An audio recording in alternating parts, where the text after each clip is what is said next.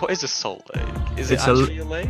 It's a lake which is very salty. That's So an ocean then with seawater in it.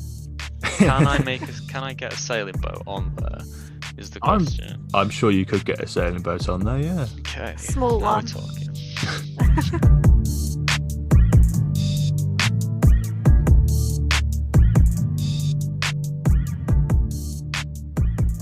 Hello and welcome to the Historians in Training podcast, or as we are ambitiously calling it, the HIT podcast. I'm Josh Greenhalgh. I'm here with Corey Watson. Hello. And the soon-to-be-published Amy Stokes. Hello. And this is a student-led podcast where we're going to be talking about anything we're researching. We're going to be talking about our perspective on history. And today we're going to start by talking about our undergraduate dissertations. But first, I want to go over some reading we did this week, or, wasn't technically reading, was it, guys? No, it was.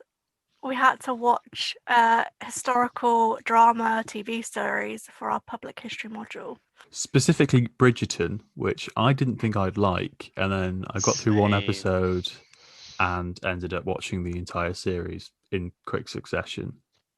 Yeah, I was the same when I actually watched it before we even set this task. So, binge watching. Yeah. But I expected to like it, and I didn't expect you guys to like it. So, well, I've always been a big fan of stuff like Poldark. I mean, I get made fun of it in our seminars for public history, which is what this reading was for. And I get brutally attacked for my love of Poldark. So, Question though, do you think that Daphne really should just go for that Prussian prince? That's where I'm at right now. I feel that like where you you're should at? just get rid of this Duke, man. He's a bit of a tool, isn't he? Really, the prince, Oh, Corey, you're making this very difficult for us. You need to finish the series, man. I do, but oh yeah, we can't spoil it. As of now, I kind of feel like he needs to get our priorities right. Got to play that game right. Yeah, I mean, yeah. Right, shall we start by going through our undergraduates? Amy, do you want to start? And I will read out your title, which is Minds Lost at Sea, A Study of Mental Illness at the Haslar Naval Asylum, 1832 to 1835. Both of you, actually, I should mention, were awarded the British Commission of Maritime History Award. And you two are maritime historians. I did mine in American history, so we have very different fields. I'm sure there's going to be a lot. Yeah, there's going to be a lot connecting yours too.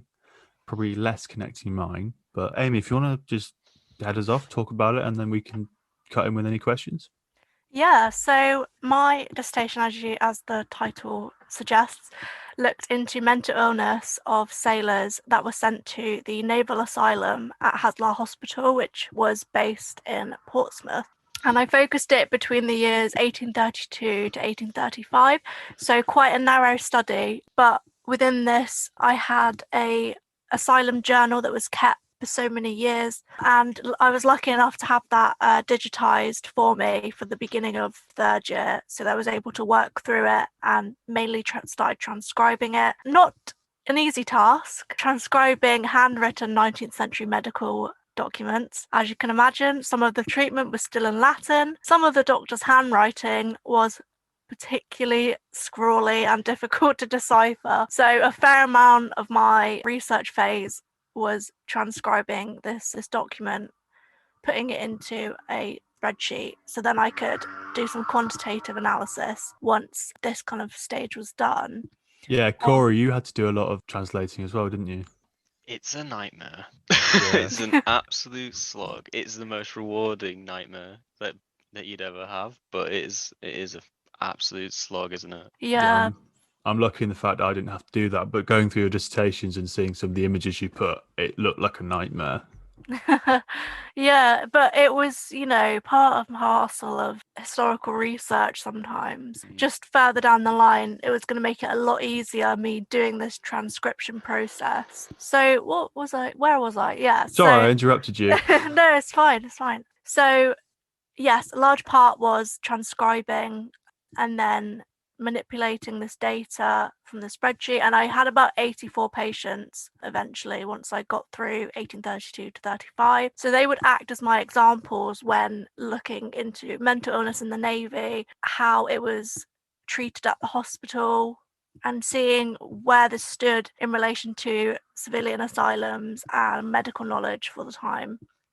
So what I found was, looking at an overview in my first chapter, that these men ranged from all different ages. Some of the youngest I remember were 16, 17, to the oldest in their 80s. So you really couldn't escape mental illness and experiences of it. Not a place you want to retire to, is it? Yeah, so some of these, obviously, the older ones had been in service. The younger ones, presumably, when they were discharged, would have gone back to service if they were deemed cured and able to do so. So the first chapter was looking at an overview of kind of the demographics, where they came from, and that included what ships they had come from. So then I could kind of look into, or tried to look into, where they had been. And I also looked at how their conditions were described and what treatments they had. So then I could put this data into graphs and tables and pick out the key trends that I was seeing. So what were the most common treatments? How were these conditions described? Spoiler on the treatments, as my second chapter focused on that. Purgatives were the most common still for treating mental illness in the 19th century, which was in line with medical knowledge and civilian asylums for the time. And when you say purgatives? So medicine came in various forms that would purge the body. Often this would be vomiting, excretion. There was other methods like bloodletting, which would draw out blood. And so medicine and healthcare in the 19th century was still based around the 4 humours. So these were black bile, yellow bile, phlegm, and blood. Medicine would all be based around purging the body, rebalancing these humours, making you better. So there were different medicines that would purge the body. Emetics is one that I can think of off the top of my head, and that came up quite frequently in my research. So my kind of second chapter just explored the medical treatment, but also looked at the progression towards moral treatment that particularly took hold in the later 1840s. And we can see evidence of this that the Navy advocated in the 1830s. I found a instruction booklet from the Admiralty that was advising naval physicians to treat mental illness with kindness. There were also, in the Asylum Journal, advocates for reading and occupations around the asylum and walking, exercise. So we can see some evidence of this. Obviously, let's not sugarcoat it. Probably still was very different to our modern beliefs of how mental illness should be treated, and medical treatment was still very prevalent in the asylum, but we can see evidence of small progressions towards this moral treatment that took more of a hold in the 1840s. It was definitely something I didn't expect when reading it, and we've chatted about this, but obviously, as you say, you can't sugarcoat it. It was horrible, but it did seem a bit more ahead of itself in terms of, other mental health treatment at the time. And whether that's to do with, sailing and to do with the fact that it was naval, I'm guessing probably, but it just, it doesn't fit the assumptions that I had going in when I was reading it about mental health. Yeah, it's obviously they still use a strain. It wasn't completely eradicated, and kind of this progression of mental illness still had a long way to go. But it was interesting finding that there was evidence that these doctors were still advocating for the kind of moral treatment that we think of today. It's definitely really interesting that there's a level of, recognition and not just dismissal, right? There's not just a recognition that it is a problem, but also that they should try to find a way to deal with it. Even if they're going down all the completely wrong avenues, they're at least not dismissing these people as broken, right? And just throwing them away. So Yeah. My third chapter actually looked at suicide. There was one successful suicide that happened in the asylum, but there were a lot of attempts whilst the men were out at sea before they came to the asylum. So the one successful attempt was a guy called John Towers, and he was found to have hung himself, which was really, I want to say, grim when I first read it, but it gave for a really interesting chapter where I looked at what would lead these men to suicide. Obviously, the Navy had high standards and high expectations, which definitely I think played a factor, maybe not for this particular person, but I looked at that more generally. And also I found in the National Archives a letter specifically regarding the incident that happened of the suicide of John Towers, and the Navy responded to it really quickly. They were very specific to the doctors saying this can't happen again, and talking about methods and preventative measures that had to be put in place to stop an instance like this happening again. So I think that was really interesting, looking at how they responded to these kind of situations. What a fantastic letter to find as a historian. Wow. Yeah, That's definitely. awesome. Yeah, it really does bring it to life. You read about these people in our research, and going to the National Archives really helps bring it alive. Definitely. That's incredible. Yeah. And you've talked a lot about quantitative data. Maybe talk to us about doing that. Yeah, so it's not something I expected to do either going into my third year, but when I spoke to my supervisor, it was going to work really well for my dissertation because I had this journal which it was obviously it had detailed entries for each person, but I could also then draw out the key information and look at the common trends through quantitative analysis, which is why I obviously made my spreadsheet. But then I could also fill it out with the more circumstantial and experiential evidence that the journal also provided me with. So that obviously was a big part of my research phase, was transcribing and putting this information into a database, which included things like their ages, where they had come from before being admitted to HASLAR, the conditions that they were being described with, and the treatments and what happened to them. And this made for my first chapter, using these tables to draw out these common trends and really get an idea of who these men were. Brilliant. Thank you, Amy.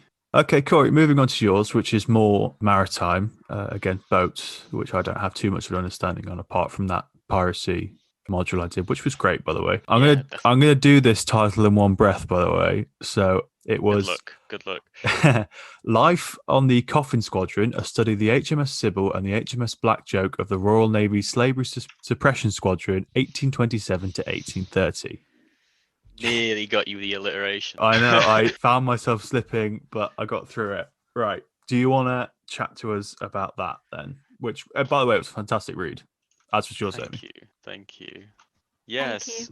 So dissertation was essentially intended to be a microhistory of two ships: the Sybil, which is a frigate, Black Joke, which is its little, essentially its sidekick ship, really. Over 3 years, as they're on the coast of West Africa, trying to hunt down slave traders, basically.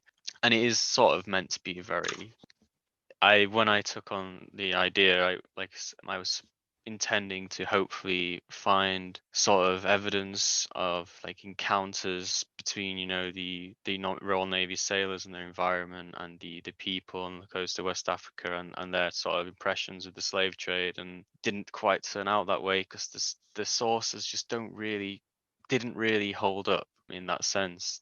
I was looking at a captain's log for the Sybil, which was very sort of business-like, right? It's what they've done in the day, what the weather's like. So much on what the weather's like.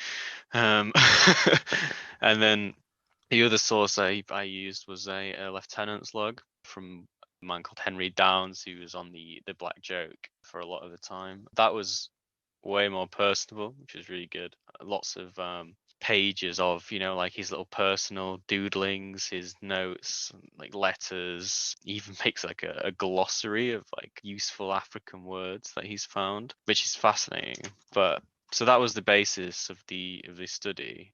And started off just like, you know, looking at the really probably boring to a lot of people about, you know, this stuff like what the boats did, what the crews did, how they spent their time on the coast, like, you know, a little bit of quantitative stuff in the sense that, you know, there's tables of how many slaves were freed, enslaved people were freed, even how many ships captured, etc. Right? And then I try to go on in the second and third chapters to look at a much more social approach to history, in the sense of looking at the health of people on the station. Like the title of the dissertation being "The Coffin Squadron" is no joke, really. That's what one contemporary termed it.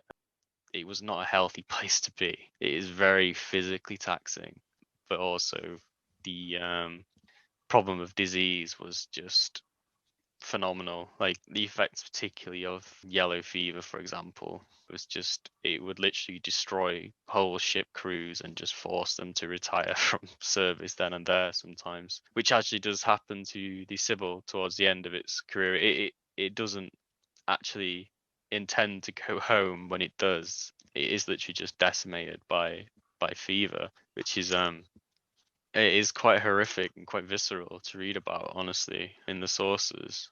So tell us a bit about yellow fever and how it's contracted and how they were kind of dealing with it. Presumably they had limited knowledge of it.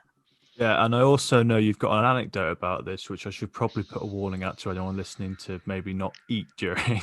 Yeah. Yeah. So yellow fever is transmitted via mosquitoes, just like malaria.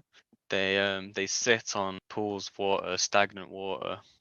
That's the way that it's transmitted. The naval sailors and the surgeons obviously received wisdom that they kind of thought it must be being transferred by person to person and originating from things like noxious vapors, right? They kind of believe that you can get sick from sort of bad air within the ship.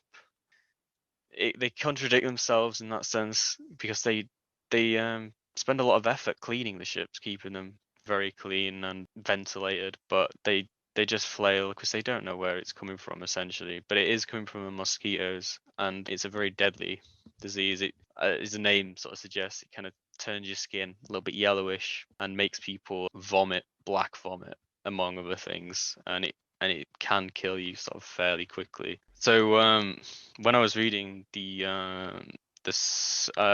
logs, I noticed a period of time where there was a load of people being, you know, committed to the deep, as they call it, being killed off by the fever. And I found a letter from surgeon and a couple of other reports from other surgeons talking about the outbreak on the Sybil, and it's a very sort of a huge morale problem, as well as the fact that people are dying, in the sense that people just can't mentally cope with the strains, the pressures of being locked on a ship with a disease that they don't understand, that they as far as they know transfers very easily between people, and they're sat round at night time, essentially just waiting to die a lot of the time. The only things that these people can talk about are who's sick and who's been to the surgeon and who's going to actually make it to the next day. And the surgeons are really concerned about the fact that, you know, that since these people are so resigned to their fate, that when if they actually do catch it, then they might just not fight and just go down with it. And so one of the surgeons has a very bright idea, a very lovely idea, to go collect a pint of a dying man's black vomit, head up to the decks, and drink it off in a wine glass in front of the crew, because that way, he reasoned, he could prove to the crew that, you know, it isn't contagious and they wouldn't necessarily get sick. Did he achieve his goal? Unclear. Apparently, managed to enjoy his dinner that evening with, you know, with relish, and he didn't get sick. So Well, there we he go. was right in what he was trying to prove. There perhaps wasn't. I don't know if that is the best way to do it, but Yeah, I'm not effective, sure the best perhaps. takeaway. Yeah, I'm not sure the best takeaway of this podcast is it's fine to drink sick, but Yeah, no, Definitely not. would I advise. imagine it had other horrendous effects, but Yeah, but at least right, he did it with class. So, you oh, know, wine glass, if you yeah. are gonna drink sick, do it like a sophisticated English gentleman. Scottish, actually, he was. Of Well, course, he was Scottish, right? Drink it off in a wine glass and be cultured. Just quickly, I just wondered, you spoke a bit in your dissertation about black African mariners and how they were kind of less affected by the disease in a sense. Is that correct? Yeah, it is. One of the things I was hoping to find about in my dissertation was more about these mariners, and there's some estimates by historians that around a quarter of the crews of these ships were actually African mariners. They don't get mentioned very much. No, not In surprisingly. the medical logs, I found a few. There was a guy called Jafar actually, which always made me think of Aladdin. No, they didn't really suffer from yellow fever so much, but there were other problems with those guys. Namely, I think, off the top of my head, I might need to be corrected, but I think smallpox, sort of, more European diseases you might typically think of, bothered these guys, and they also suffered from the bad health of just the sense that they work to the bone on these ships. They're not a great environment to live, right?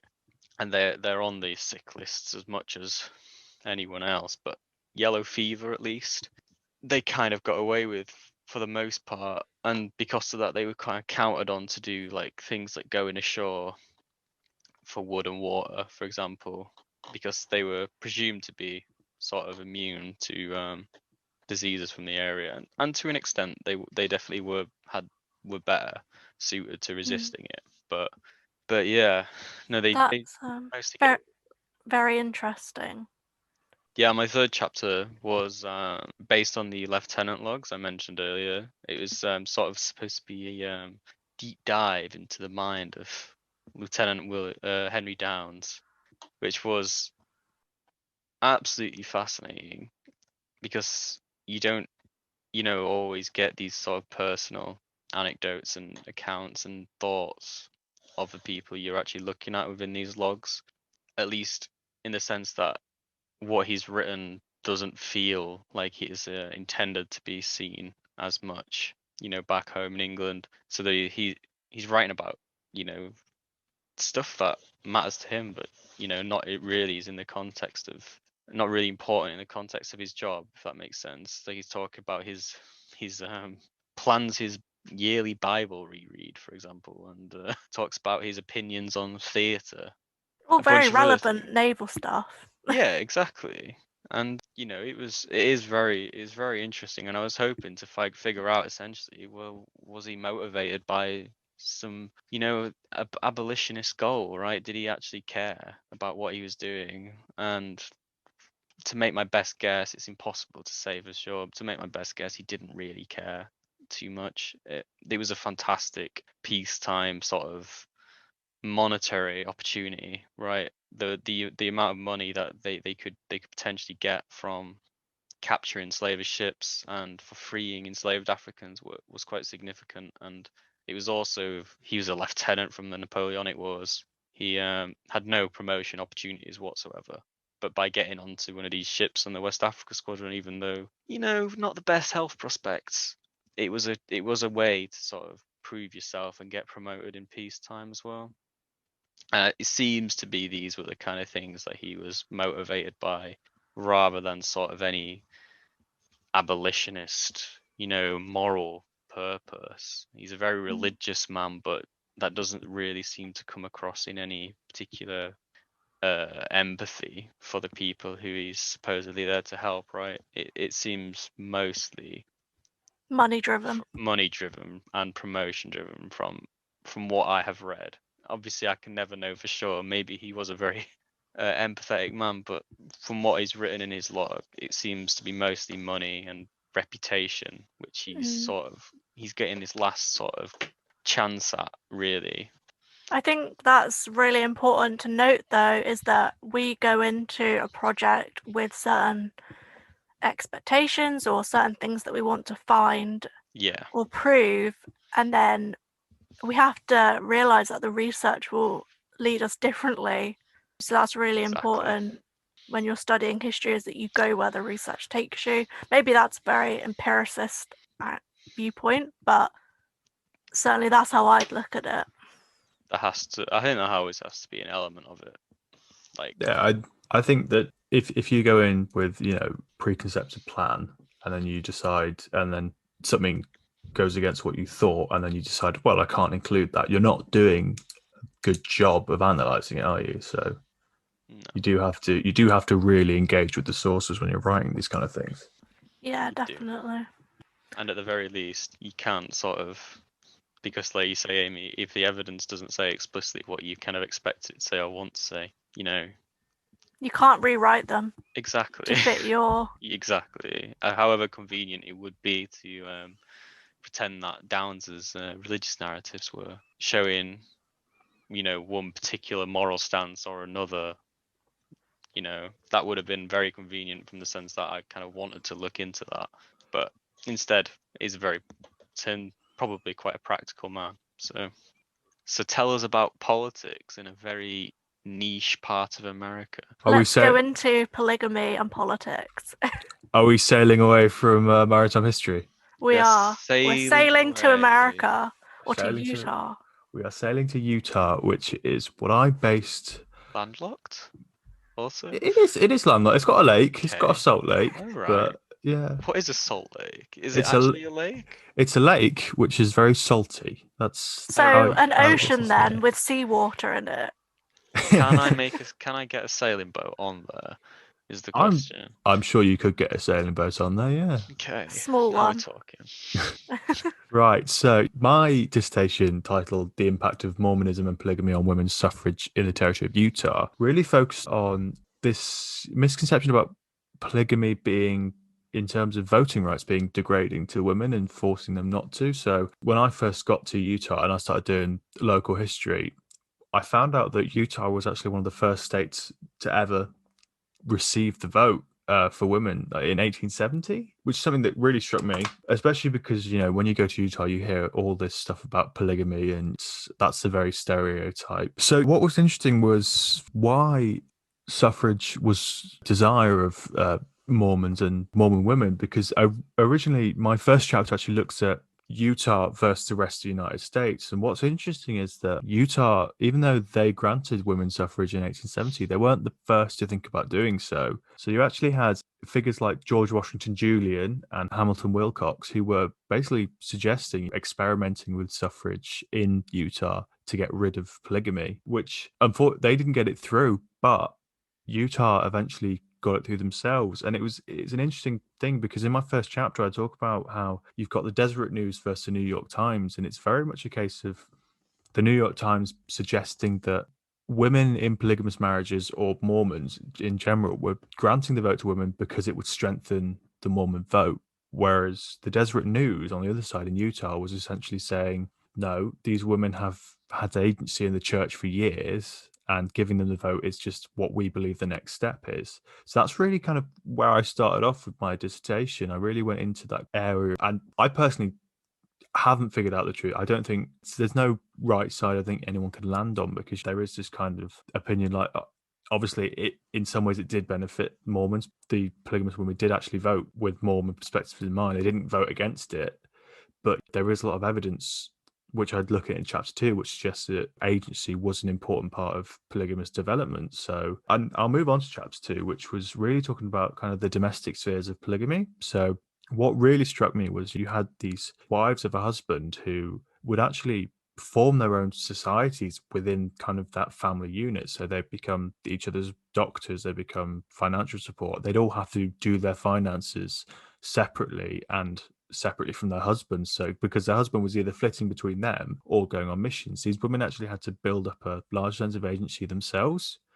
And I think the best example probably is Martha Hughes Cannon, who became the first female state senator in America. And she was actually a polygamous wife, yet she was a physician as well. She had her own separate business. And it was just really striking to me that this religion, which the rest of the United States was saying was very degrading to women, and I think in some respects it was. I mean, there are horror stories of polygamy and our women just kind of get cast aside by their husbands when a new wife comes in, but a lot of them really had to start working for themselves, and it sort of forced them in a sense to work and then have their own kind of agency and finance. So, and again, I'm not saying that's a positive, because polygamy isn't great, But at the time, obviously, religious practice. I mean, it's now gone as religious practice. But I think there's a lot of evidence to suggest that early on it did inspire a lot of women to start taking on a lot more than they initially did. I think that's what was really surprising about your dissertation was how you could find evidence of agency in something that you wouldn't initially expect. I think it shows how history is unexpected. Nice tagline. I know. Yeah, no, History of the Unexpected, James Daybell. Please give it a listen. Yeah, plug his podcast. Curious, Josh. Actually, were Mormon women expected to be polygamous, or did they were they sort of, was it okay, also fine for them to have sort of traditional marriages? And if so, then were these traditional marriages still these women in these traditional marriages still supportive of polygamy, or were they against it? Or 'cause surely every Mormon woman wasn't in a polygamous sort of relationship, marriage even, right? That's an interesting question. Yeah, and the fact is, what the issue with Utah was, for a while there was a higher percentage of women than men. But you're right, the majority of Mormons were not practicing polygamy, but obviously because of how preconceptions happen to the rest of America, anyone Course, who yeah. was Mormon was therefore a polygamous person. Sure. But if you look at voting in the church, that didn't necessarily have to be a polygamous wife. These women were being able to vote in the church regardless of their marital status. And yes, I think they had a more traditional family unit in terms of one husband, one wife. And obviously that probably meant that they had less responsibility in terms of a communal living, like we talked about. But no, there was definitely agency within Mormon marriages which were singular. So it is a good question. And that's something I did want to do a lot more on, but I didn't have time to, unfortunately. Sure. That's a shame. But it is, Mm. yeah, it's just such a unusual dynamic in a society, right? I can't think of any other examples personally. And it But does that's make why I it love really doing it. interesting. Yeah. You know, being able to live there in Utah and like have access to all these kind of primary sources was amazing. I mean, I started research for my dissertation, I think 6 months before anyone else did, purely because I knew I wouldn't have the access to what I was going to have the access to. So, yeah. Yeah, you I think my used favorite. a lot of newspapers, didn't you? Yes, the Deseret News especially was great, and it's all Utah's a really good record keepers, so that was all available to me. I mean, I had to run through them. And by the way, when you're looking at newspapers, one thing I'd advise you doing is keeping a track of them. Oh yes. Because Oh yeah, writing down which one, the writing key down the information. exact date, the exact Yeah. pages, because you can, when you're going through a massive database, you can lose things very quickly. But Yeah. And they're but almost impossible to find again afterwards. Yes, yeah, it's weird. You can find something in 1 second, which becomes a really great source. If you try and Yeah. find it again using literally the keywords, you will not be able to find it again. I mean, I'm sure we've all had to use newspapers in our respective work. It is a Yeah. crucial part of understanding popular perspectives of what the subjects we're talking about. Yeah. Extremely valuable. Extremely valuable. Yeah, what the public wanted to hear about at the time is such a valuable source. Yeah, 100%. And then that sort of to lead into my third chapter, which was really about how Utah suffrage fitted in with the wider United States suffrage. Because obviously, I said they got the vote in 1870. It was then taken away from them by the Edmunds-Tucker Act, which basically prevented women from voting in 1887. So again, these women who'd been able to vote for 17 years suddenly couldn't vote, and therefore they became a part of the national suffrage effort with figures like Elizabeth Stanton and Susan B. Anthony, who, I mean, very famous American female suffragists. I was surprised. I couldn't quite believe that they had granted it and then could take it away. Yeah, it's fear of polygamy, fear of Mormonism. They were really worried. When they initially suggested the experiment, this was the United States, they were certain that women would vote against Mormonism, but seemingly didn't. So there was a great fear that Utah and Mormonism would really kind of push their views on the rest of America, which they're very scared of.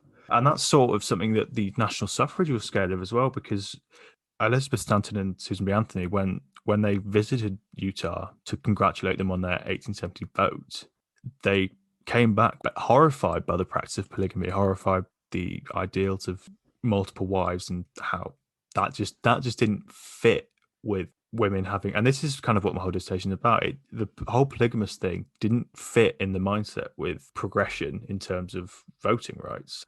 And then when Mormon women became part of the national suffrage, this dilemma kind of was like, okay, we need to include them because we're including all women's rights, but we can't let them speak because we don't want to be associated with polygamy because it would undermine their cause. So they had a real dilemma there. And it wasn't until polygamy was, well, legally got rid of that these women were accepted into the fold fully, because they couldn't pretend that Utah wasn't a state. They couldn't pretend that Utah wasn't part of America and that Utah didn't have women who wanted to vote. But they also had to deal with the fact that these women, some of them were polygamous, and that was a problem for them.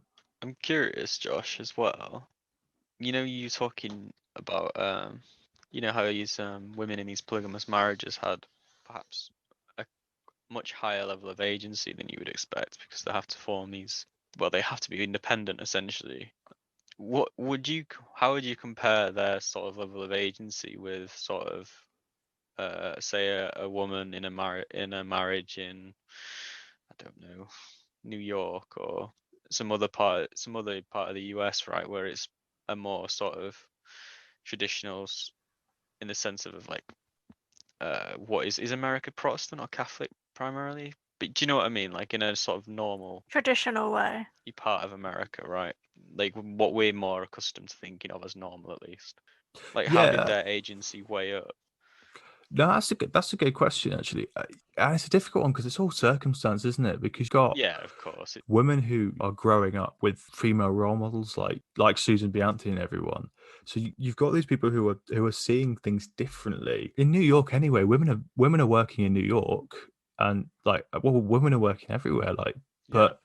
And again, it's very reminiscent of the working class getting the vote as well, because you have a lot of women who are working in New York who aren't getting paid that much, but who don't get a say in why they're not getting paid too much. So there's a lot there in terms of wanting the vote. I think it's a difficult question because there's so many different circumstances when it comes to voting and suffrage. I mean, I'm currently looking at it in the UK now for my masters, and in a way, it all comes down to the individual as well. I'm not sure I've answered your question, but no, but I think you have, in the sense that you've highlighted it wasn't the most helpful question, right? No. Because you're right, of course you're right. I mean, America's a humongous country, 50 states and 50 different state legislatures, right? And culturally, I'm sure that's incredibly diverse as well. So it is hard to compare. I imagine you're right. It's just a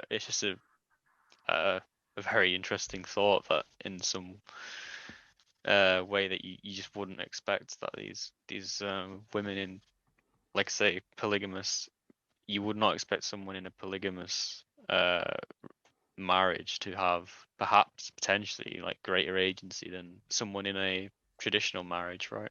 Yeah, but you had those supporters in Utah as well. I think one of my favorite sources I came by was from Orson Whitney, who was speaking in the this was the statehood debates when Utah was talking about becoming a state, and they were talking about including women's votes in that statehood, as in a condition of becoming a state. And his talk against people who are saying that women shouldn't have the vote, oh well, because they're part of a family unit, the men can just sort it out because the men vote for them.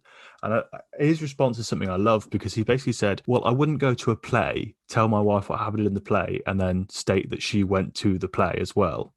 So I just love that little anecdote. It's a good anecdote. Yeah.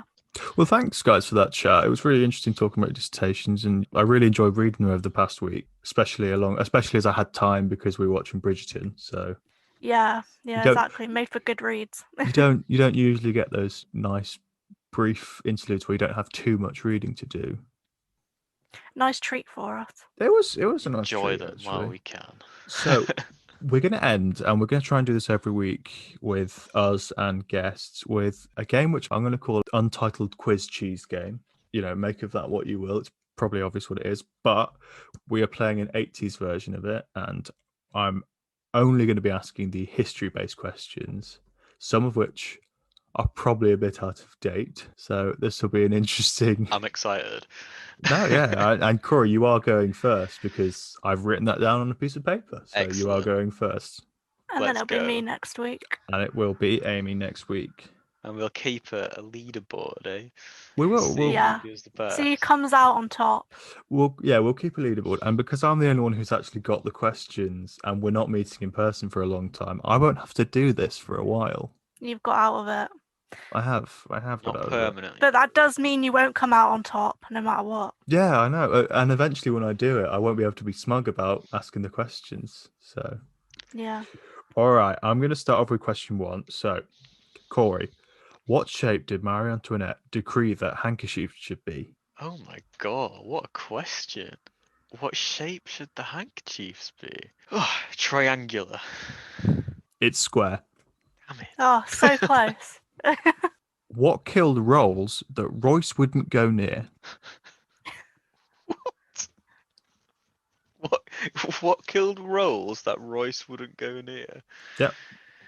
The watch? No, it's an aeroplane.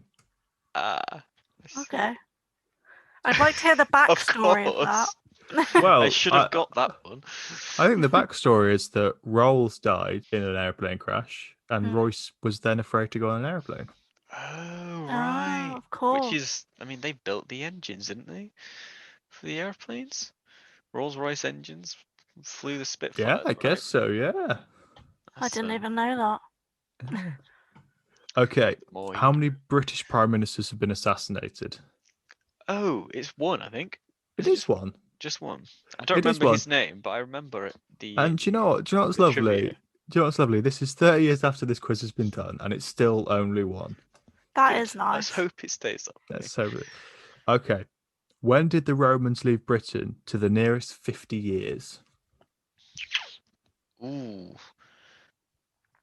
I'm gonna say 350 AD. 350 AD. I'm going to give you that because it's 400 AD. Oh, wow. And you're just in there with the 50 years. I'm going to say I am good. That was a great guess. that was a great guess. I was an informed guess though. It Of was an course. informed guess, but gosh, I'm no ancient historian. Okay. Yeah, I think we all stop in terms of going far back. We all stop at the 18th century, don't we? We do. Basically. Yeah, and the University of Plymouth, their modules stop at 1450, I think. So none of us have ever done ancient history. No. Mm. Early modern stuff is No. rough for me. No, that is rough. Okay. What celebrated its 150th birthday by giving the Queen a train ride to Bristol in 1984? Is it the Flying Scots? No, it's the Great Western Railway. Oh, that was a good guess, though. That was a good Thank guess. you. Okay. Who presented Hitler with a German shepherd named Blondie? Oh. I feel like I should know this. Was it Himmler? No, it was Martin Bormann. Oh. No, I shouldn't have known that then, probably. Okay. What did Englishman John Hawkins begin selling to the New World colonists in 1562? Was it slaves? It was slaves, yes. Oh, well done. Yeah. Dodgy bloke. It's the guy with the Yeah. it's the guy who went really deep into it, wasn't he? He was the first big slave trader, right? Yeah, yes, Yeah. he was. What a lovely Okay. man. Yeah. Who did Winston Churchill succeed as British Prime Minister at the beginning of World War II? Neville Chamberlain. Neville Chamberlain, yes. Okay. These are some good questions. Not I as know. bad as I thought. I have played this with my rather unfairly with my parents, and I never get these history questions. It's getting lucky. I was playing a recent version of it, and I think my brother got a question about like, oh, who was Stan Lee? Oh yeah, that's not a question. That's just a fact you need to know. That's like, Especially with two big One Division fans here. oh yeah. Yeah. Seriously, man, go watch it, please. Yeah. Then you One can day. join in our. You can join. I mean, So we don't really much to have. watch. We But don't have these great discussions. We No, just completely get excited about every episode. Amy, I think our most in-depth discussion has been, that Oh my ending, God. that ending, and that's been it. Yeah, and I can't wait for you to finish Bridgerton as well, because I want to have a proper conversation about that at some point. Oh right, yes, I'm being pressured to watch the rest of that. I will. I've got a feeling it's gonna really annoy me, but it is entertaining at least. I loved it. Yeah. Okay, what was the claim to fame of Captain Edward J. Smith, who died on April 15, 1912? Edward J. Smith. Was he on the Titanic? Was he the Titanic captain? He was the captain of the Wow. Titanic. Oh, that That worked out is well. I am quite proud of myself. Yes. Okay. What British peerage gave its name to an overcoat, a sofa, and a cigarette? What British peerage did you say? British peerage, yes. Is it like Marley Bone? Is that a cigarette, right? Is it? It is Chesterfield. Uh, Okay, Corey. So out of a possible 10 on these really difficult 80s questions, you got 5 out of 10, which puts you at the top of our leaderboard. Yeah. Yes, and that's where I You're belong, on the Josh. leaderboard of 1. That's where you belong. Respectable score. And now I'm Yes. up at Everest, really. Yeah, See I who mean, can dethrone me. I think that's going to be hard to beat, I've got to be honest. It is going to be hard to beat, because there are a mishmash of questions. I mean, there's a lot of them which are subject to the date. So a lot of them said, what event occurred, 120 years ago? It's like, well, now it's 150 years ago, surely. Oh yeah. Yeah. So It's gonna be tricky. Interesting to see if we can bring anyone onto the podcast who can get better than 5. you I mean think someone Elliot- older? I reckon Yeah. I reckon there's people out there. Well, Yeah, I reckon. maybe someone older, but do you think any students? Do you think we're gonna get anyone? I think it depends on their reading, doesn't it? Anyone general strike you knowledge. as a big quizzer? Yeah, I think there's a couple. Yeah, there's a couple. I don't want to say yet in case they embarrass me and don't do well, but there's a couple. Yeah. Yeah. There's a Right. couple I think watch University Challenge, Oh Yes. God, University Challenge. I love that show. It is hard, especially when they go all sciencey Yeah. and mathsy. Yes, that's one thing that I am glad I never have to do, which is science. Yeah, very glad. Agreed. But hey, you two start to look at medical history, so Well, yeah, we could go on to be 19th century doctors. Yeah. What? If you're what a feeling sick, respectable Josh, profession. then I'm happy to perform a bloodletting operation. Yeah, well, I'm happy to perhaps prescribe you amputate with your some knee. purgatives. Do you know, guys, it's unfortunate because I really stick to 15th century medical practices. So, I don't think you could help me with it. So, No. that's unfortunate. Right. Before we end, I just want to plug something for Amy, which is, I mentioned at the start of the podcast, she's being published in Dockyard. So, do you want to give a little bit of information about that? Just Yes, big yourself up. Yeah, well, yeah, always. So I am soon, hopefully, going to be writing an article for the publication by the Naval Dockyard Society, which is they call their journal Dockyard. And I was approached by the editor to write an article about my undergraduate research. So it'll be looking at some of the things I've spoken about my dissertation, so mental illness based at Hadlar Naval Asylum, and I'm hoping that issue will be coming out March or April time, somewhere around then. So yeah, if you've been interested in my research that we've spoken about today, then hopefully you can read that for a shorter synopsis of it. Yeah, and Corey and I definitely aren't jealous at all. Jealousy? No, not me. No. Not me. Someone's published. That's It's a good place to start, you know. No, congratulations. It's an amazing opportunity. Yeah, that's awesome. Good luck doing it as well. Thank you. I've got to write it first, but yep. Sure, it'll be fine. Next year's dissertation, it'll be easy. Yeah. Okay, and before we go, I just want to link to our Twitters. So, Corey? Yeah, my Twitter is at Corey433. Very simple for you there. And my name is Corey, just in case you don't know. And Amy? So mine is at AmyStokes_3. So yeah, if you'd like to follow our research journeys, head over to our Twitters. Yeah, and I'm on JJH Greenhalgh. So, yeah, please, I'll be posting a bit more than I usually do now that I've got a podcast to run. All right, thank you for listening. And thank you if you weren't someone who we specifically asked to listen to this. If you found it by yourself, we are very appreciative. And that's us out. Thank you very much.